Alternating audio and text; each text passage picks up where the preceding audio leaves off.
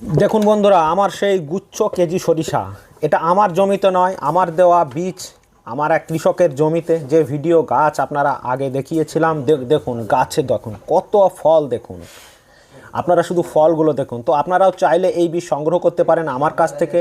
স্ক্রিনে নাম্বার দেওয়া থাকবে, সেই নাম্বারে আপনারা কল করুন বা হোয়াটসঅ্যাপ করুন।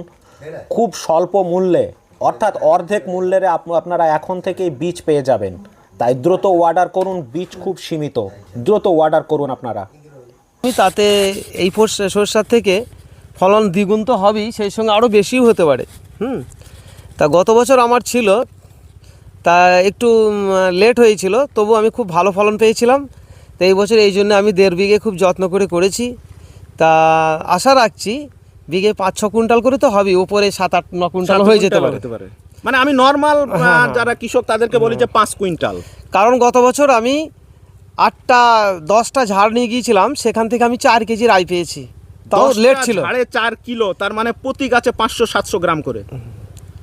তাহলে আপনারা একবার হিসাব করুন যে বিঘা প্রতি এর ফলন কত হতে পারে। আমার এখানে 4265টা 1.5 বিঘে জমিতে গাছ আছে। সেখানে আমি অ্যাভারেজ যদি আমি 250 গ্রাম করে পাই, তাও 10 কুইন্টাল পেরিয়ে যাই এই 1.5 বিঘা জমিতে।